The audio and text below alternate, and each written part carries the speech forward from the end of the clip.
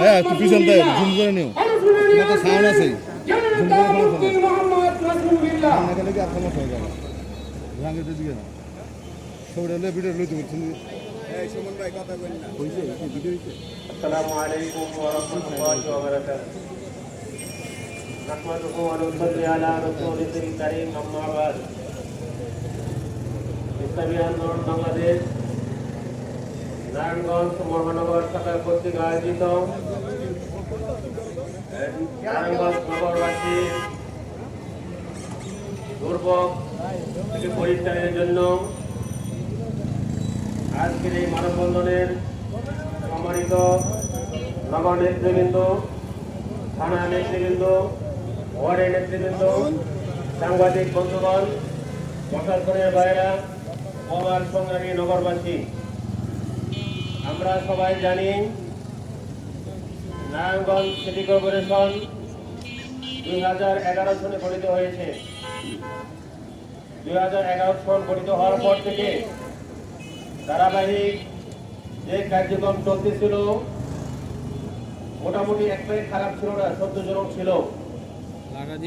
কিন্তু আমরা দেখলাম যে আওয়ামী দুঃশাসন অবস্থায় যে তুলনামূলক কাজ ছিল, কিন্তু আওয়ামী দুঃশাসন যাওয়ার পরে জুলাই আগস্টের ছাত্র জনতা বিপ্লবের মাধ্যমে যে পরিবর্তন হয়েছিল, আমরা হয়তো ভেবেছিলাম নারায়ণগঞ্জ সহ পুরো বাংলাদেশ নারায়ণগঞ্জ নগর তার একটি ছোঁয়া লাগবে এবং নারায়ণগঞ্জ সিটি কর্পোরেশন একটি উন্নত মানের একটি পরিবেশ সৃষ্টি করবে।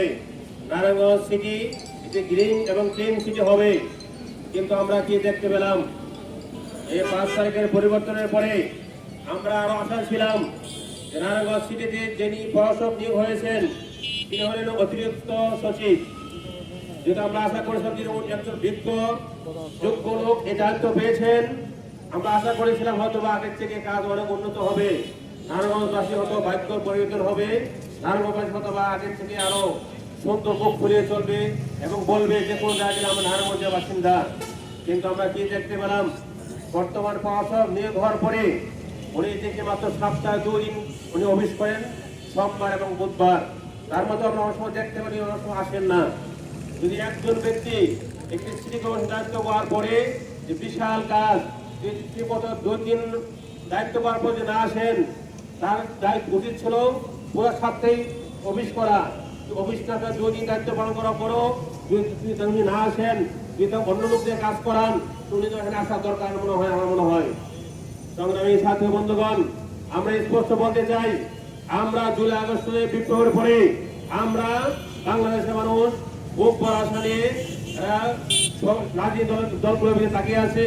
অথবা আমরা আমাদের এখন পুরান ন্যায্য অধিকার ফিরে পাবো, আমরা আমাদের অধিকার ফিরে পাবো। কিন্তু আমরা কি দেখতে পেলাম, যারা এই ক্ষমতা আসীন আদিষ্ট আছেন, অন্তর্বর্তী সরকার থেকে শুরু করে যারাই বিভিন্ন প্রশাসনের নিযুক্ত আছেন, এরা কেমন যেন একটি দলকে উনি বায়ুতে দিয়ে, একটি দলকে সুরসিবে দিয়ে অন্য দলগুলোকে উনি কেমন যেন দূরে সরে, এরা কেমন মনে করতে আগামীতে হয়তো এরাই ক্ষমতা আসবে, আমরা এদের পাওয়া থাকি, অথবা আমরা আগামীতে আমরা ক্ষমতা থাকতে পারবো। আমরা স্পষ্ট নিন্দা জানাই, প্রতিবাদ জানাই। এমনই হয়ে থাকে হয়তো কিন্তু আমরা আগামীতে তুলবো, অথবা আগামী নির্বাচন পূর্বে আপনার দায়িত্ব থেকে অবসর বাধ্য করবো। সংগ্রামী ছাত্র বন্ধুগণ, আমরা নারায়ণগঞ্জ সিটি কর্পোরেশনে যে দুর্যোগগুলো আছে আমাদের নেতৃত্ব বক্তব্য দিয়েছেন, তার মধ্যে অন্যতম দুর্যোগ হলো আমাদের নারায়ণগঞ্জের ওয়াসার পানি। আমরা জানতাম আগে, আজ থেকে 2 বছর আগেও এই নারায়ণগঞ্জের ওয়াসা ঢাকার অধীনে ছিলেন। কিন্তু আমরা ঢাকা অধীনে থাকা অবস্থা আমরা অনেক অভিযোগ শুনেছি, মানুষ অনেক ক্ষতির শুনেছি। ওয়াসার পানির দুর্গন্ধ, পানি মুখে দেওয়া যায় না, ভাত রান্না করা যায় না, ওযু করা যায় না, নাপাক হয়ে যায়। তার পরিত্রাণ থেকে আমরা সিটি কর্পোরেশনে অন্তর্ভুক্ত হতে আমরা দাবি জানিয়েছিলাম। সিটি কর্পোরেশন অন্তর্ভুক্ত হওয়ার পরে আমরা আশা করছিলাম অথবা আমরা অন্য কিছু বড় কিছু ভালো পাবো, সুপেয় পানি পাবো, স্বচ্ছ পানি পাবো। কিন্তু বর্তমান পানি এমন করুণ অবস্থা যে আমি নিজে গত 2 দিন আগে আমাদের ওযু করতে গিয়ে মনে হচ্ছে যে এই পানিতে ওযু করলে আমি আরো বেশি নাপাক হয়ে যাবো। পানি এমন দুর্গন্ধ, পানির 3টা গুণ থাকে, একটা হলো রং, আর একটা হলো কি আপনার স্বাদ আরেকটা হলো কি আপনার কি মজা। পানির তিনটা কালার কালার থাকে, পানি দেখতে বোঝা যাবে যে কালারটা সুন্দর, যে পানি দেখে বোঝা যাবে যে স্বচ্ছ পানি এবং একটা পানি একটা গোল। আরেকটা পানি মুখ দিলে যে আপনি যে পানিটা সুন্দর স্বচ্ছ পানি বোঝা যেতে হবে, মানে যে স্বাদ পানির স্বাদরা। আরেকটা হলো কি পানি গ্রান। বর্তমানে অসার পানি মুখে দিলে মনে হয় আমার বমি আসে, এমন কোন অবস্থা। এই অবস্থা তারপরও কিছু জায়গায় পানি পাই না। আমরা দেখতে পাচ্ছি বন্ধ অনেক জায়গায় অনেক সময় পানি পায় না। অভিযোগ দিতে গেলে তারা দিচ্ছি দিয়ে দিতে করতে করতে মাসের পর মাস চলে যায়, কিন্তু আপনি বিল তো মকুব করেন না। কি কিন্তু মাসে বিল নিচ্ছেন, আমরা খান পর দেখতে পাই পানি পায় না। অনেক যেখানে ওয়াসা আছে লাইনগুলো আছে অনেক জায়গায় দেখা যায় পানি পায় না, কিন্তু আবার আপনার ওয়াসা ব্যতীত আপনি নলকূপ বসে পানি উঠাবেন, ওকে থেকে আবার চান্দা নেবেন, ওকে টাকা নেবেন আর নেন, কিন্তু ওয়াসা পানি স্বচ্ছ দেন। আপনার কাজটা কি? যদি আপনি এগুলো করতে ব্যর্থ হন তাহলে আগামী দিন তো আপনারা কাজ জন্য আপনার উঠতে পারবেন, আপনাদের চাকরিত্ব করা হয়ে যাবে। সংগ্রামী সাথী বন্ধুগণ, অসাধ আমরা বললাম, পাশাপাশি নারায়ণগঞ্জ সিটি কর্পোরেশনের আওতা নিয়ে এদের পক্ষ থেকে কিছু যানজট নিরসন কর্মী নিয়োগ করা হয়। আজকে যারা যানজট নিরসন কর্মী নিয়োগ করা হয় এরা নিজেরাই চান্দা খায়। অনেক সময় দেখা যায় বিভিন্ন মোড়ে এরা 10 টাকা 20 টাকা চান্দা নিয়ে এরাই বিভিন্ন স্থানে গাড়ি বসায় দেয়। আমরা দেখতে পাই নারায়ণগঞ্জের 2 নম্বর গেট থেকে শুরু করে তাছাড়া বলতো যে দীর্ঘ দুর্ভোগ পড়াতে হয়, হেঁটে গেলে 10 মিনিট সর্বোচ্চ লাগে, ওই যে গাড়িতে গেলে, রিক্সাতে গেলে, অটোতে গেলে আমাদের আধা ঘন্টা থেকে 1 ঘন্টা লেগে যায়। আমরা শিল্প আহ্বান জানাবো অতি দ্রুত যানজট নিরসনের বিকল্প ব্যবস্থা করেন।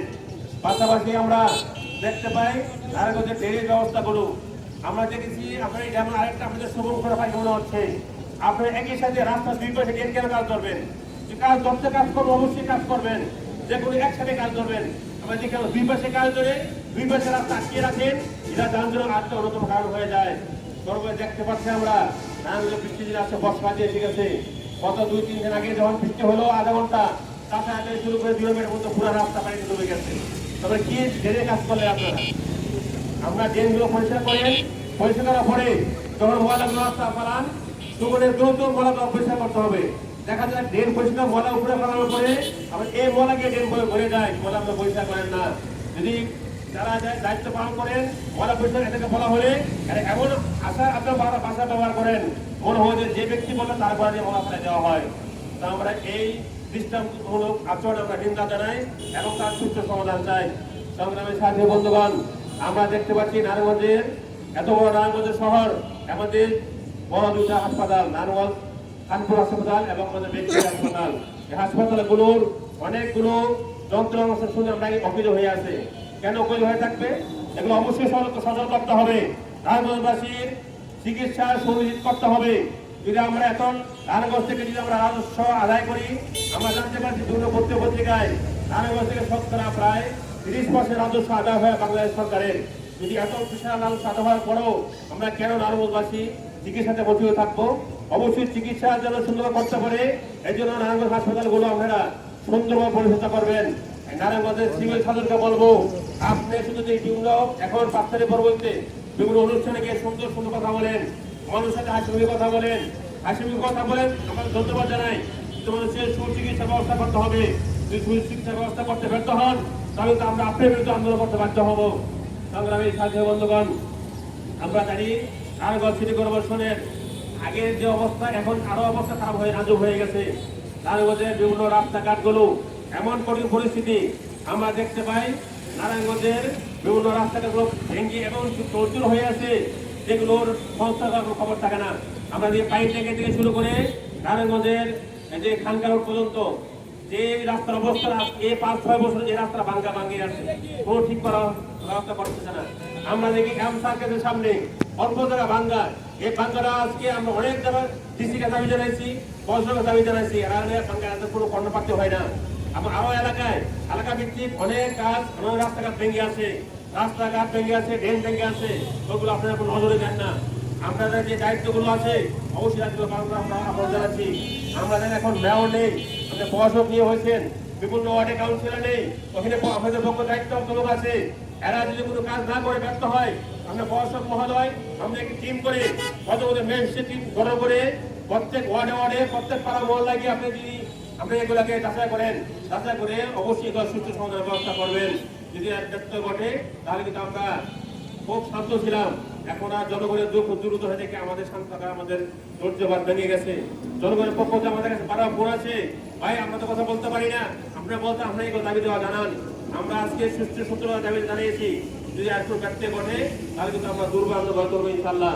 সর্বোপরি আমরা বলতে চাই, ঠিক আছে, যেহেতু আজকে আমাদের জনগণের দুঃখ দুর্দশা নিয়ে আমরা বলতে চাই, আর তিতাস যে অফিস গ্যাসের অবস্থা কি করুন। তার মধ্যে অনেক এলাকা তো মাসে পরিমাণ বছর পরিমাণ গ্যাস নাই, কিছু এলাকায় তো গ্যাস নাই। তো যে এলাকায় গ্যাস আছে ওই এলাকায় টুকটাক অজুহাত দিয়ে লাইন লিকেজ হয়ে গেছে, আপনার পাইপ লিকেজ হয়েছে, অজুহাত দিয়ে সপ্তাহ পর সপ্তাহ মাসের পর মাস আপনার গ্যাস দিচ্ছেন না। আমরা অবশ্যই এক দ্রুত নিরসন জানাই যে ওই সমস্ত এলাকায় যে সমস্ত বাসা বাড়িতে গ্যাসে তারা রান্না বান্না করা হয়, যদি হঠাৎ করে গ্যাস না দেন তাদের একটা কষ্ট পাওয়াতে হয়। যারা নিম্ন আয়ের মানুষ, মধ্যবিত্ত মানুষ, অনেক সময় বাহিরে গিয়ে খাবার কষ্ট হয়ে যায়, এগুলো অবশ্যই আমাদের লক্ষ্য রাখবেন। সর্বোপরি আজকে যে সমস্ত ভাইরা আপনারা আমাদের সাথে ডাকিয়ে সারা দিয়ে আসছেন, সকলকে আমাদের বাংলাদেশ নাগরিক মহলের পক্ষ থেকে ধন্যবাদ জানাচ্ছি, সাংবাদিক ভাই ধন্যবাদ জানাচ্ছি, নাগরিক ধন্যবাদ ধন্যবাদ জানাচ্ছি।